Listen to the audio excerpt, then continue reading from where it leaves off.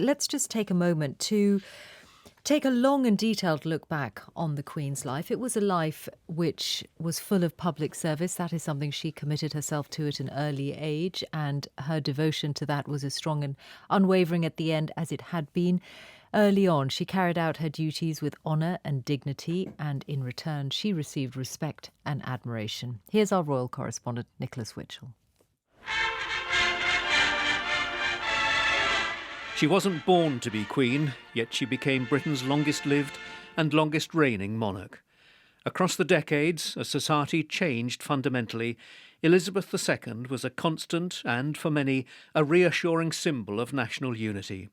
It was a life, above all, which was guided by her sense of duty, something she'd first referred to in a broadcast at the age of 21. I declare before you all that my whole life, whether it be long or short, shall be devoted to your service and to the service of our great imperial family to which we all belong. Elizabeth Alexandra Mary Windsor was born on the 21st of April 1926. She was the first child of the then King's second son, the Duke of York. 10 years later, Princess Elizabeth's life was transformed when her uncle, King Edward VIII, abandoned the throne to marry the American divorcee Wallis Simpson. The throne passed to her father, who became George VI. The early years of George's reign were dominated by the Second World War. Elizabeth was expected to play her part. With her younger sister Margaret, Elizabeth broadcast a message to children evacuated overseas. When peace comes, remember, it will be for us, the children of today, to make the world of tomorrow a better and happier place. My sister is by my side, and we are both going to say good night to you. Come on, Margaret. Good night, children. Good night, and good luck to you all. When she was 18, Elizabeth joined the Auxiliary Territorial Service, the women's branch of the British Army. As the war drew to a close, she joined other recruits learning how to drive and service military vehicles. This is the BBC Home Service.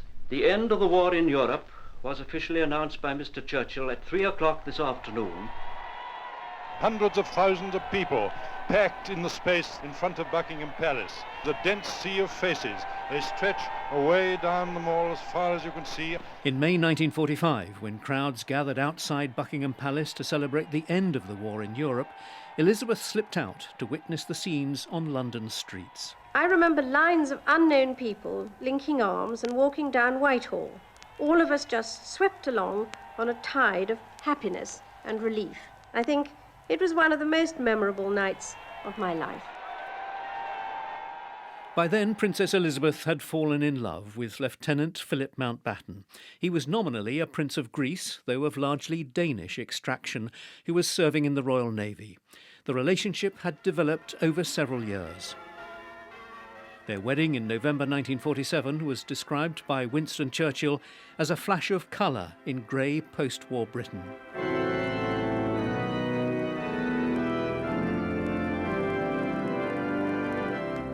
And as the wedding march peals out gaily through the Abbey, the procession of the bride and bridegrooms moves now down through the 2,000 guests who are standing here, bowing as the procession passes towards the Great West Door. The early years of their married life were relaxed, but that ended unexpectedly in 1952. Her father, George VI, died while Elizabeth was in East Africa. It was in Kenya, at the Royal Hunting Lodge, that the news of the king's death reached his daughter. When she returned from a night in the forest, it was to learn that she is now the Queen, acceding to her father's throne immediately. There is no break in the continuity of the British monarchy. Elizabeth's coronation the following year was televised. It was watched by millions. O God, the crown of the faithful, bless, we beseech thee, this crown, and so sanctify thy servant Elizabeth, upon whose head this day thou dost place it for a sign of royal majesty. The moment of the Queen's crowning is come.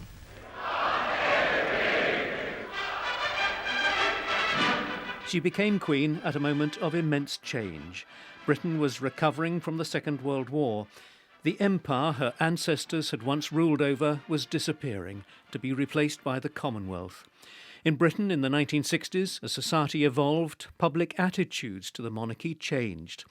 To combat the impression of a distant institution, the Queen was persuaded, not least by her husband, to allow television cameras to show her and her family, by now she had 4 children, at work and at play. The film Royal Family was groundbreaking. Yes, ma'am. Oh, do you think you could bring up those papers that I was looking at yesterday? It gave a glimpse behind the scenes. Well, it seemed to me there was much too much about history in it, which obviously they know. Yes. Her own history. Perhaps there wasn't enough about trying to say thank you for, what they'd done.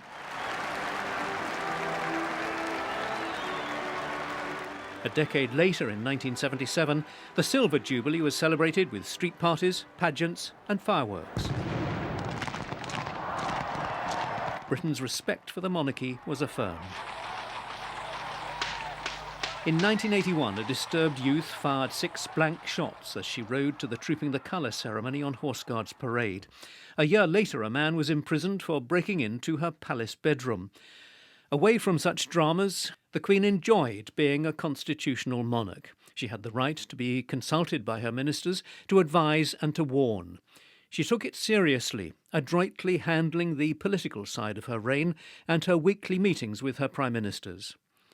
In the 1990s, the Queen allowed the cameras back in. This time, the focus was much more on her work. She spoke about her duties and the nature of her life. If you live in this sort of life, you live very much by tradition and by continuity. You know exactly what you're going to be doing 2 months hence. Or this is what the younger members find difficult, is the regimented side of it. By 1992, there'd been fairy tale royal weddings and painful separations. To cap it all, there was a fire at Windsor Castle, a grimly appropriate symbol of a family and an institution facing difficulties. Suffering from a sore throat, the Queen admitted in a speech that it had been a difficult 12 months. 1992 is not a year on which I shall look back with undiluted pleasure. In the words of one of my more sympathetic correspondents, it has turned out to be an annus horribilis. This is BBC Radio in London. According to the French news agency, a French government minister has said within the past few minutes that Diana, Princess of Wales, has died. The death of Diana, Princess of Wales, in a car crash in Paris in 1997 shook the country and the monarchy. It was the Queen's most difficult week. She was accused of being out of touch when she stayed at her Balmoral estate in Scotland, caring for the young princes, William and Harry. When the Queen did return to London, she delivered an unprecedented live broadcast on the eve of Diana's funeral. I, for one, believe there are lessons to be drawn from her life and from the extraordinary and moving reaction to her death. I share in your determination to cherish her memory. Her 50 years on the throne were marked in 2002. The year began with sadness, with the death of her mother and her younger sister, Margaret. The Queen had little time to mourn, though, as a major programme for her Golden Jubilee took her around the country.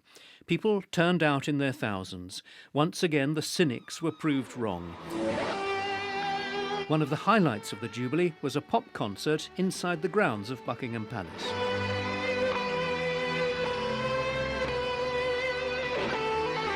Three years later, the once unthinkable became a reality. Prince Charles married his long-term companion, Camilla Parker Bowles. The Queen didn't attend the civil wedding ceremony, but she was present for the blessing at Windsor Castle. A year later, the Queen celebrated her 80th birthday. It was an opportunity to reflect on life as an octogenarian. As one gets older, birthdays seem to come round quicker.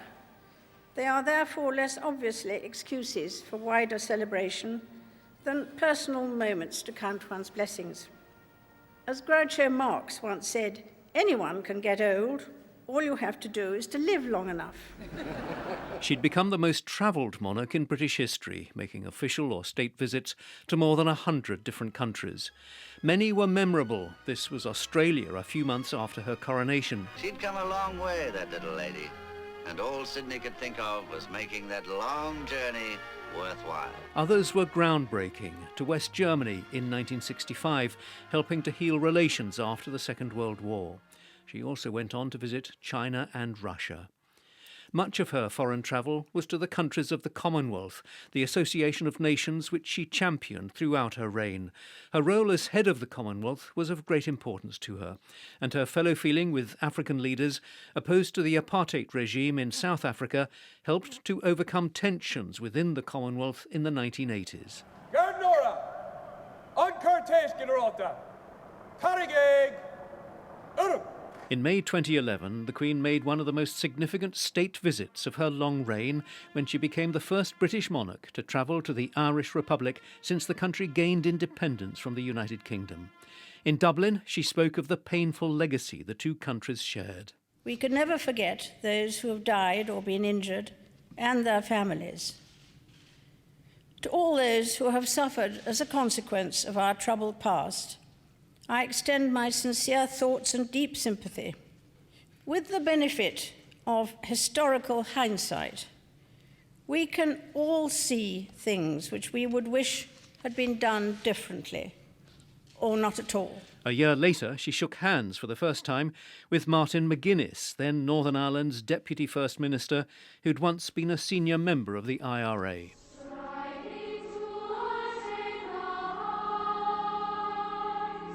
In June 2012, a national service of thanksgiving was held at St Paul's Cathedral to mark the Queen's Diamond Jubilee. A month later, at the opening of the London Olympics, she played herself in a spoof James Bond film.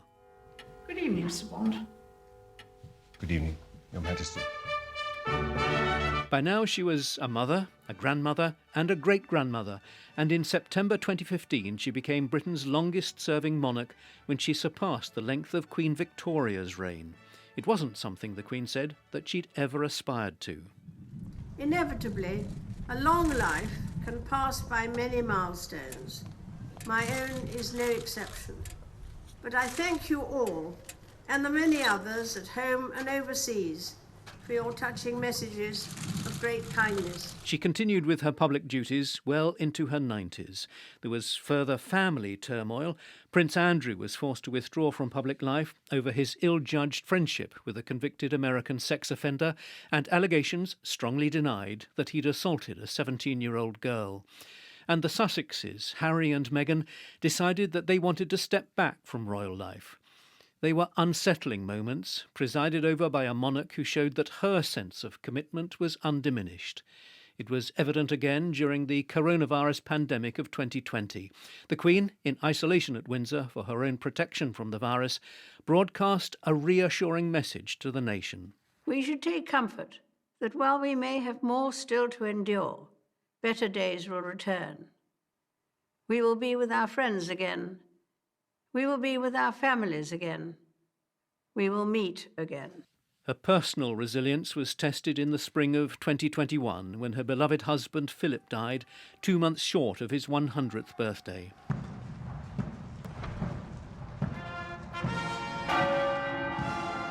At his funeral within Windsor Castle, curtailed by the social distancing requirements of the pandemic, the Queen seemed a solitary figure.